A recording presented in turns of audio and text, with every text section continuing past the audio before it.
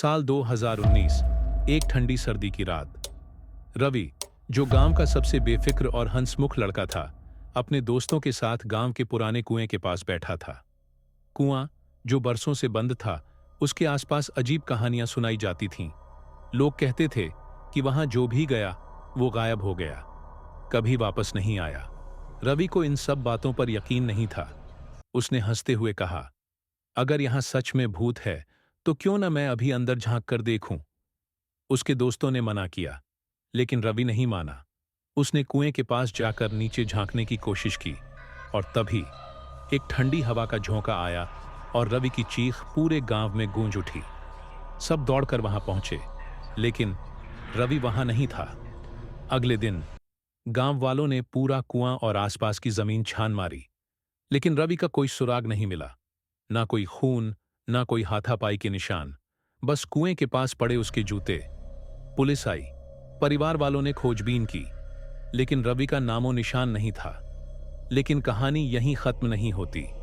ठीक 3 दिन बाद रात के 2 बजे रवि के घर के बाहर दरवाजा खटखटाने की आवाज आई।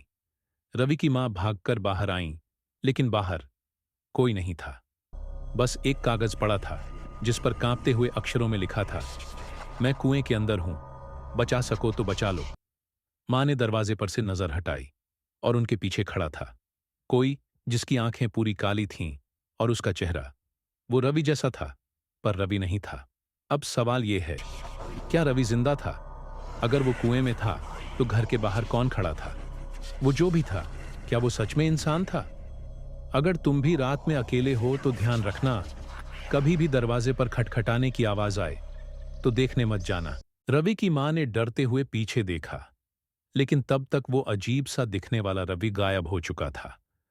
गांव वालों ने हिम्मत जुटाकर अगली सुबह कुएं में रस्सी डालकर अंदर जाने की कोशिश की, लेकिन रस्सी किसी चीज से टकराकर रुक जाती थी। आखिरकार एक आदमी नीचे गया, लेकिन जैसे ही उसने कुएं के अंदर झांका, वो चीखते हुए बाहर आया और तुरंत बेहोश हो गया। जब होश आया तो उसने कांपते हुए कहा, मैंने नीचे सैकड़ों लोगों के कंकाल देखे, और उनके बीच रवि खड़ा था, लेकिन उसकी आंखें सफेद थीं और वो हंस रहा था। उसके बाद गांव वालों ने कुएं को हमेशा के लिए चौड़ी लोहे की चादर से बंद कर दिया।